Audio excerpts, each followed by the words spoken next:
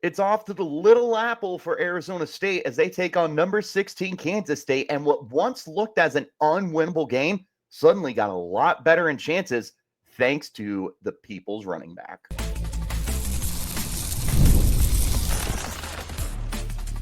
You are Locked On Sun Devils, your daily podcast on the Arizona State Sun Devils. Part of the Locked On Podcast Network, your team every day.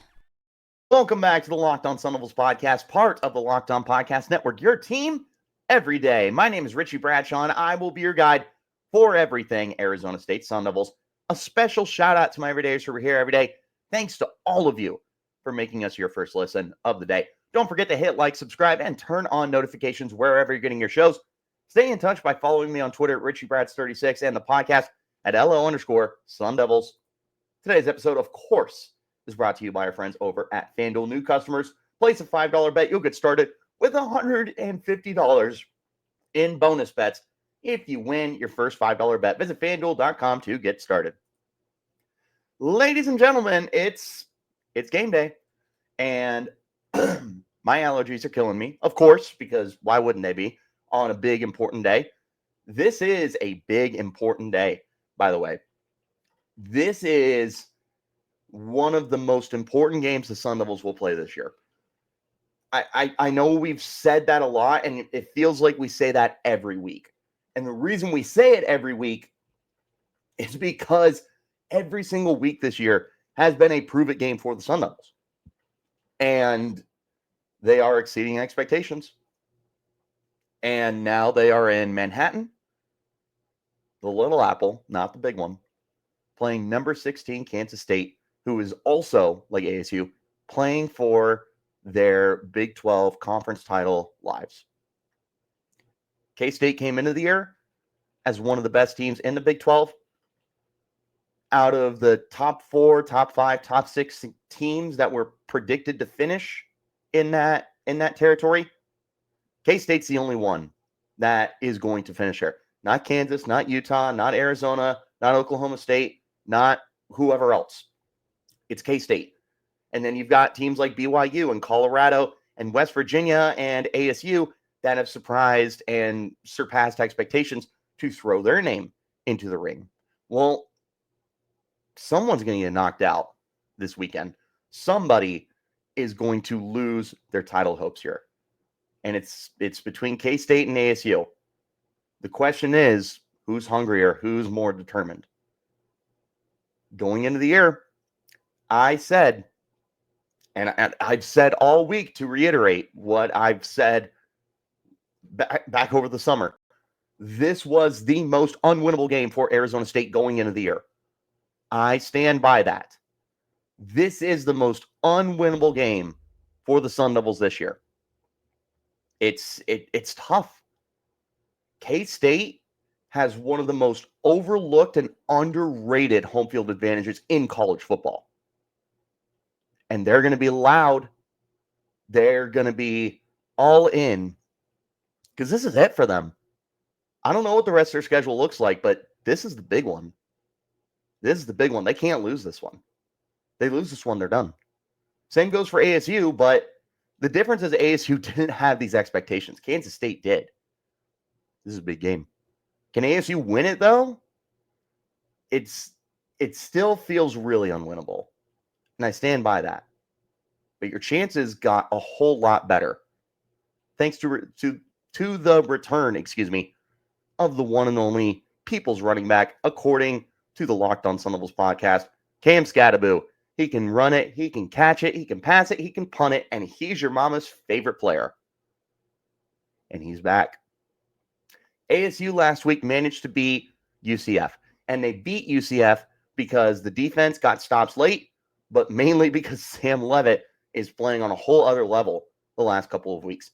About 66% completion over the last 2 weeks, 6 touchdowns, 0 interceptions, all through the air. That's not what I consider a game manager.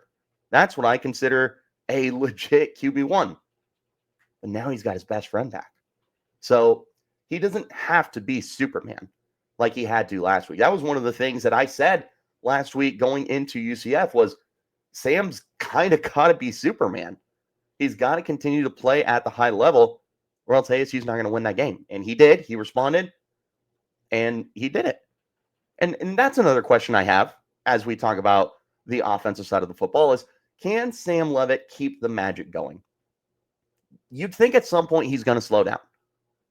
The thing that's so interesting, though, is the dramatic growth from August, whatever, 31st, when they kicked off against Wyoming, to November 16th as they visit number 16 Kansas State. A completely different quarterback. If you showed me this Sam Leavitt back in week 1 or over the summer, I would have been like, wow, he looks really good in the next year or two. And you'd be like, nope, this is in 3 months. And I wouldn't have believed you. It's dramatic growth. He's awesome. Can he keep the magic going? ASU's going to need him, but I'll tell you that Cam Scadaboo is more than good enough to be able to carry the load once again for the Sun Devils. This is where he thrives. And we've seen this year, yeah, there's games where Cam Scadaboo's been under 4 yards a carry. There's games where he's been under 3 yards a carry. Doesn't matter. ASU commits to him. They give him the lion's share of carries. He is your bell cow. They still win football games because Cam Scadaboo gets into the end zone. How's he going to look back from injury? I have no idea. How is he going to look against one of the best run defenses in the Big 12 this year? I have no idea. The one thing I do know is as long as he is not completely beat up, they are going to pound the rock with him. Defensively, this is a interesting matchup, I would say. You have another really good running game in front of you. And ASU has had no shortage of good rushing attacks that they've had to face this year. They just went up against UCF, who's one of the better units. They played Kansas earlier in the year. Excuse me. Utah has been a good run game. Obviously, Texas Tech has Taj Brooks. Cincinnati's got their guys. They have faced good run defenses or run offenses this year, and they've struggled. Pretty much all of the stud running backs in the Big 12 when they play ASU have 100 scrimmage yards and they find the end zone. It just happens. Well, you're going up against DJ Giddens, who has 995 rushing yards. He only has 5 touchdowns on the ground. He has 6.1 yards per carry. They've also got a legit dual threat quarterback in Avery Johnson. Really interesting guy. 391 yards, 5.4 yards per carry, 4 touchdowns. He also has negative 79 yards, 4 sack yards lost. And we all know how Richie Bradshaw feels about the sack yardage. It's terrible. That's 2 very, very good players. And they got the depth, too. They've got Dylan Edwards, who's got 340 rushing yards this year. And they got Joe Jackson, who's 123 yards on 20 carries, 6.2 yards per crack. Like, they've got the depth to be able to take on ASU's run game, or run defense, excuse me. And it's a good run defense. It's not a great run defense. And they've been exposed at times. I don't know if they can slow down K-State. I just don't, I don't have a reason why to believe they can with everything that you've seen this year. They're hard to buy into. There's times, like when they bite down towards the end of games and they have to get those stops, run defense steps up big time. The whole defense does, but the run defense is able to shut it down and they say, sorry, you got to throw. You're not going to run it. We are forcing you to throw it if you want to try and win this game, this one possession game. They step up. Can they do it for 60 minutes? That's going to be the difference in this game, is if ASU's run defense can find a way to slow down DJ Giddens and slow down Avery Johnson. Avery Johnson, really interesting quarterback. He's tons of upside. 17 touchdowns to 7 interceptions as a passer. 61% completion. He's very young. He's a sophomore. I don't think he's a redshirt sophomore. He could be. but he looks like someone that does not have a lot of starts under his belt. And spoiler alert, he doesn't. This is his first full season as a starter, and he looks good. This is not Avery Johnson disrespect. The question I have is, can he continue to play at a high level against high-level teams? He hasn't been perfect this year. He's had ups and downs, which everybody should have expected this year.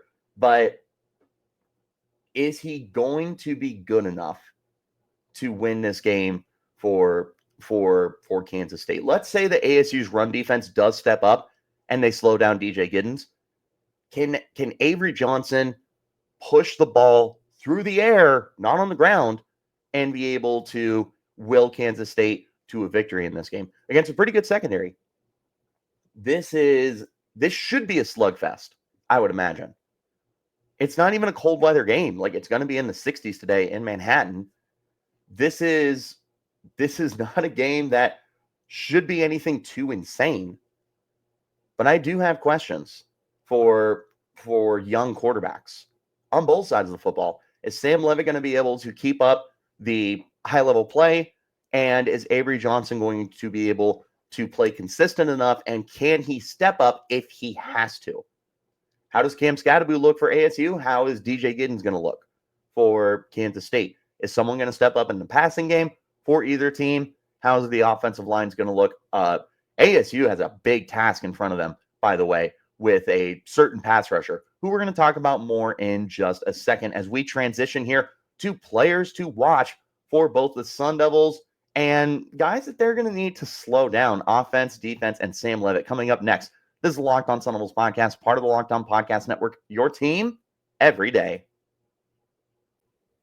Let me talk to you about our friends over at Omaha Steaks. Look, guys, if you're looking for the absolute best, unrivaled quality steaks and the taste, it's Omaha Steaks, and they deliver. That's the best part. This year, you can skip the holiday hustle and bustle and save 50% off gourmet gifts site-wide at omahasteaks.com. Plus, get a $30 reward card when you shop early and score an extra $30 card with the promo code COLLEGE. With 5 generations of experience, they consistently deliver the world's best steak experience, and the gifting experts over at Omaha Steaks have made it easy to deliver the perfect gift with thoughtfully curated gift packages starting at $89.99. From legendary steaks to mouthwatering desserts and more. Save 50% off store-wide at omahasteaks.com. Plus, our listeners get an extra $30 off with the promo code COLLEGE, COLLEGE, and a $30 reward card when you shop early. That's 50% off at omahasteaks.com, OMAHA steaks.com, and an extra $30 with the promo code COLLEGE. Minimum prices may apply. Let's also talk about our friends over at Home Field. Home Field Apparel, by the college football fan, for the college football fan. It is the premium collegiate apparel brand. They're based out of Indianapolis. They are focused on creating incredibly comfortable and officially licensed apparel with vintage college designs for over 180 schools and counting. It's not just ASU. Kansas State fans, if you're listening to this, K-State's got stuff. It's over 180 schools. Check it out. They've got these football boxes, and they're the best. They have football boxes with 3 never-before-seen items for your school that you can't get them anywhere else. Home Field also has items that are fit for any occasion and any weather condition. So it doesn't matter if it's 110 degrees out. It doesn't matter if it's in the 20s. You're always going to have high-quality merchandise to stay supportive of your school. You can shop for your team on homefieldapparel.com and use my personal promo code ASU24 for 15% off your first purchase. This code, it's store-wide. It's not just Arizona State. Go to homefieldapparel.com.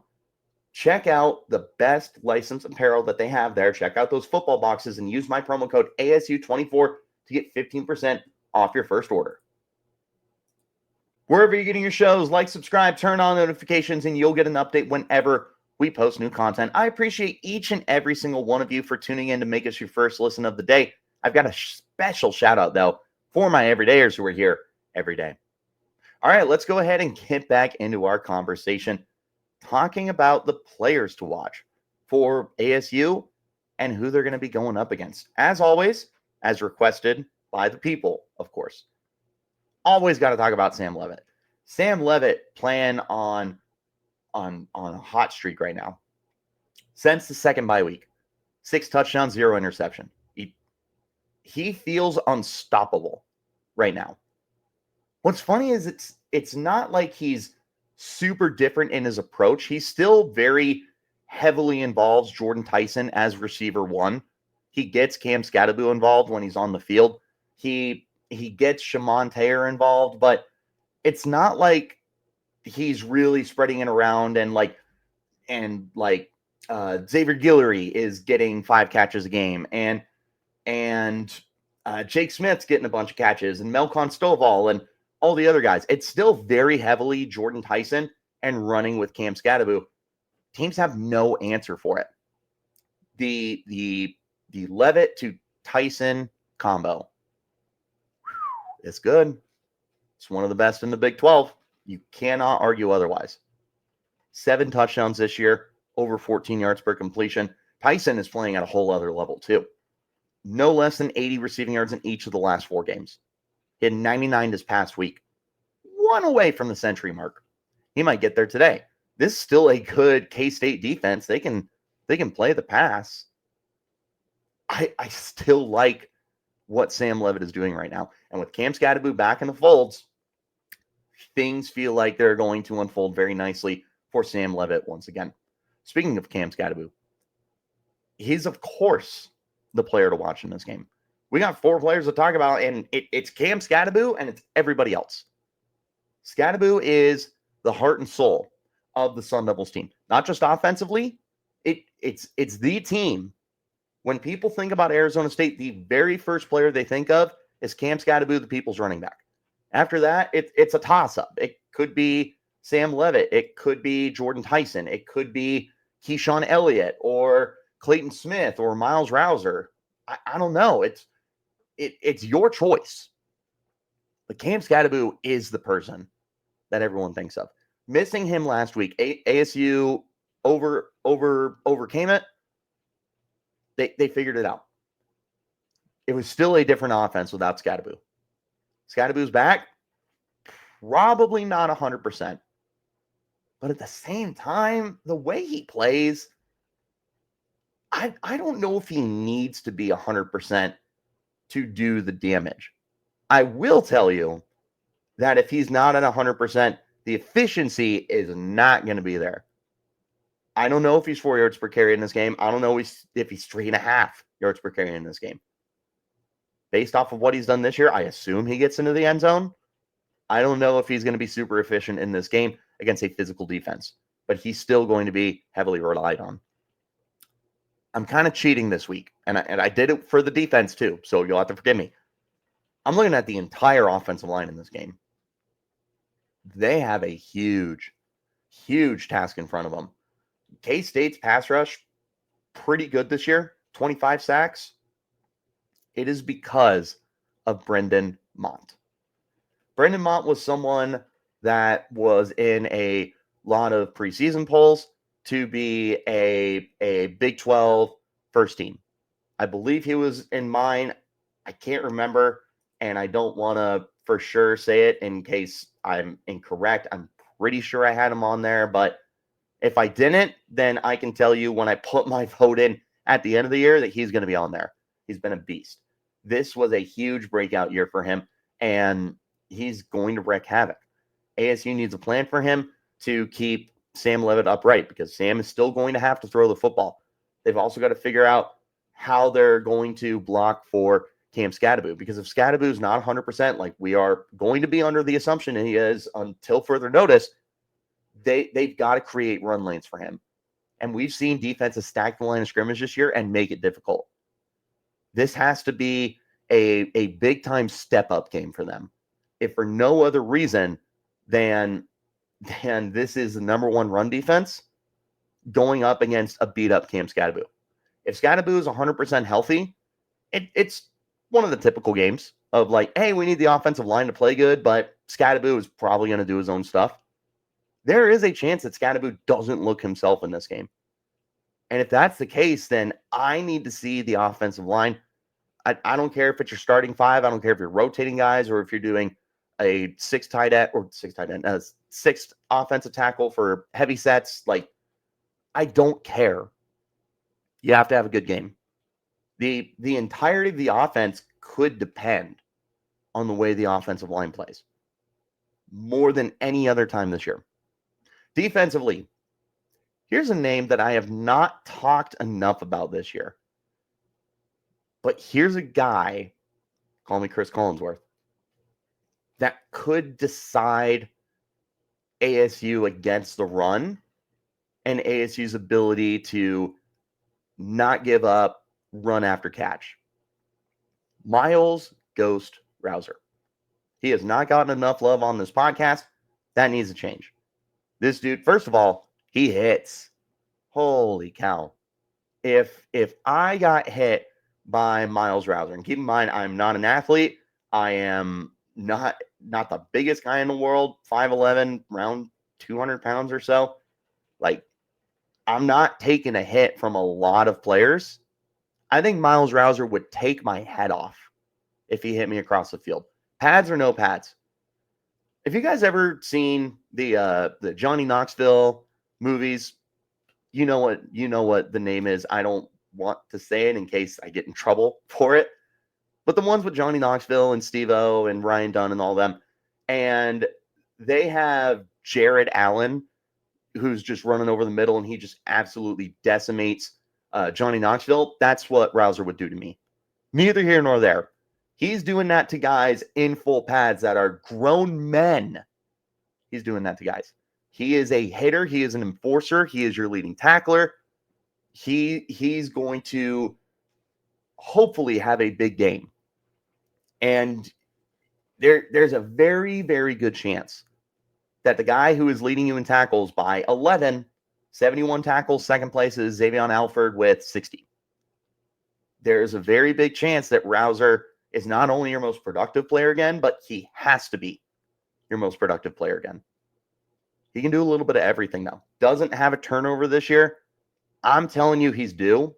He wasn't a turnover machine at New Mexico State the last 2 years. He's capable, and he's due.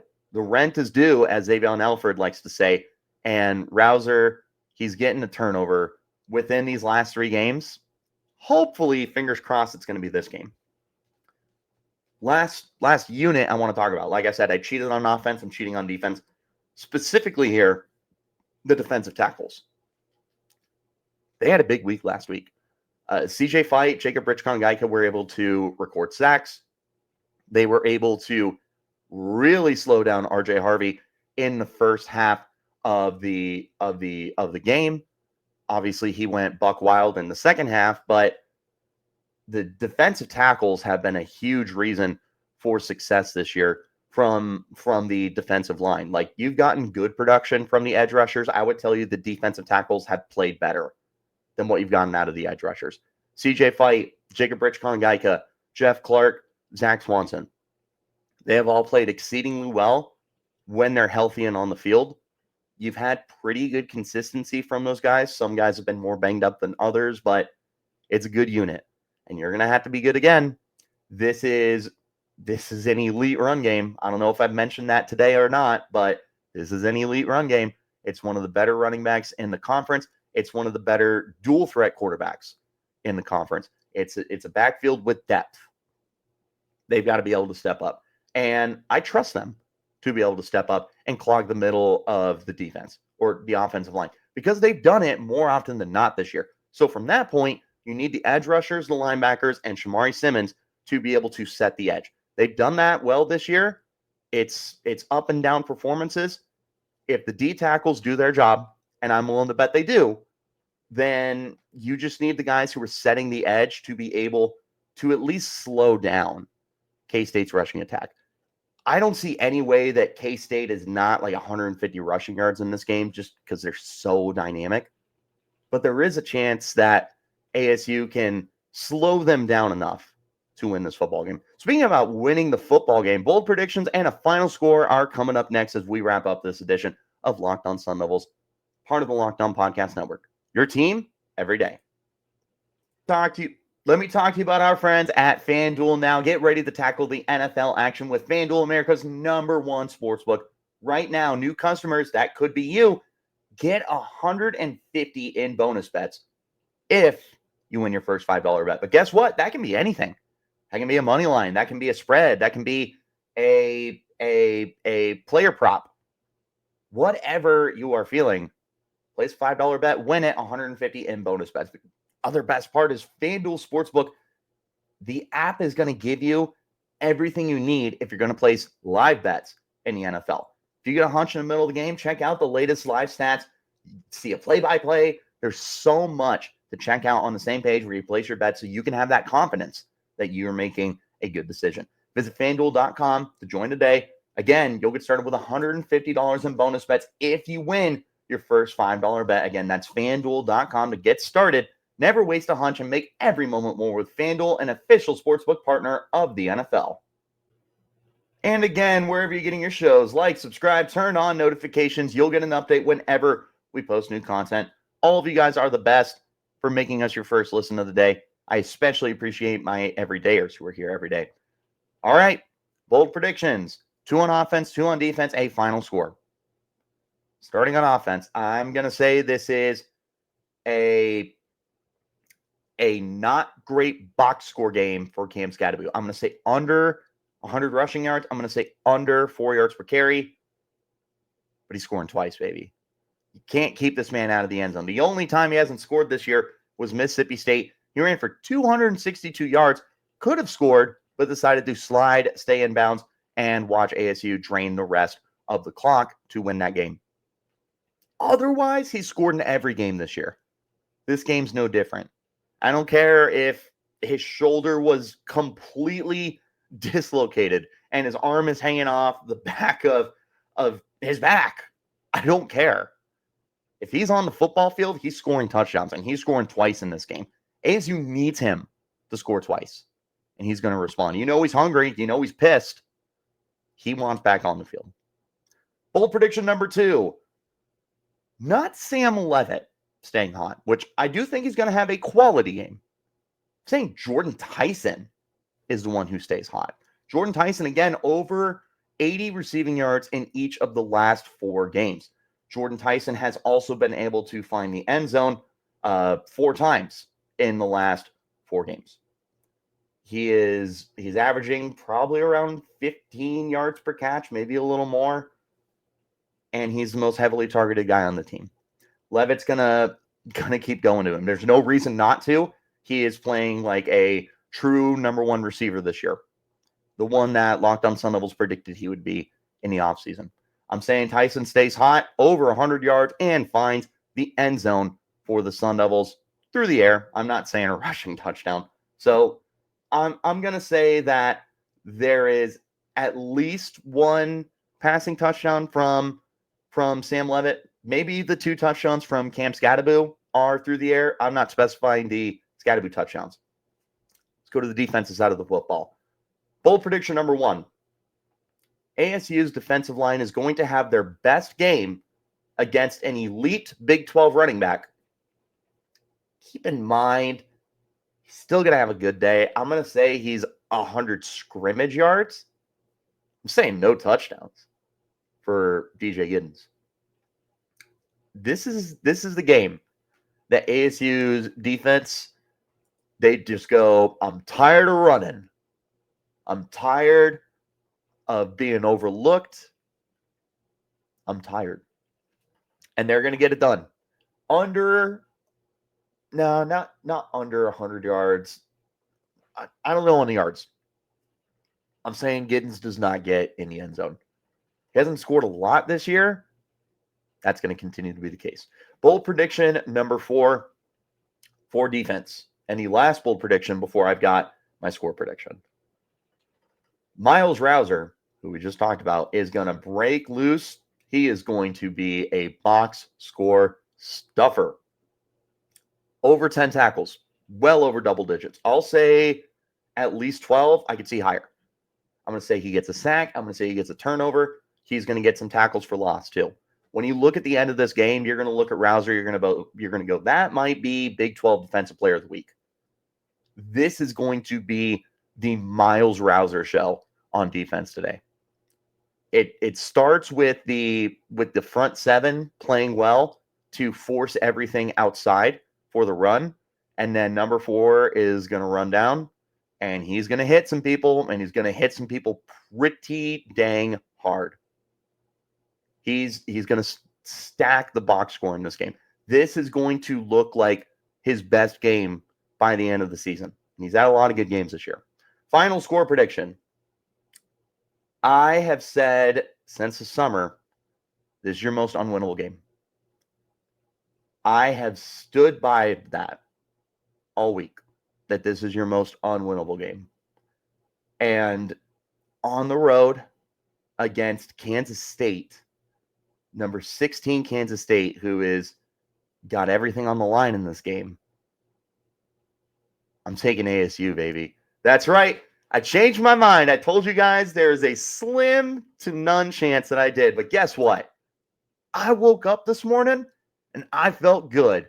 And guess what? Bad news for Kansas State. Cam Scadaboo woke up this morning. Bad news for Kansas State. Sam Levitt woke up this morning. Jordan Tyson woke up this morning. Kenny Dillingham woke up this morning. ASU is going to find a way to get it done in what might be their biggest statement win of the season. Should have been Utah, but Utah obviously fell off. So this is the one, ladies and gentlemen. ASU gets it done in Manhattan. 24-17. Perhaps the most important stat is ASU's getting a field goal, according to me. Otherwise, I would have gone 21-17. But that's obviously not just covering the spread, comfortably covering the spread. ASU's got this, baby.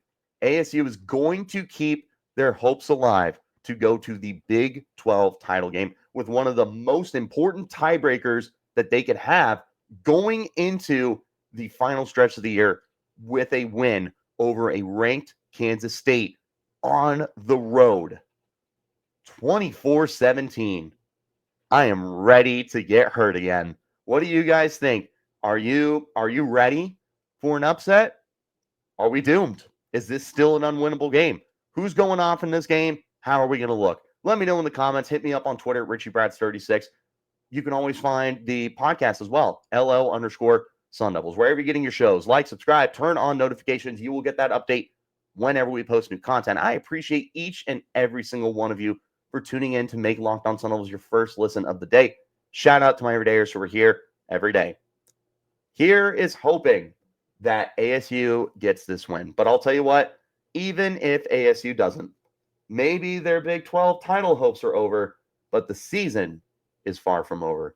Here's hoping they get that win that I wasn't sure about, but now I'm all in. I'm ready to get hurt again, like I said.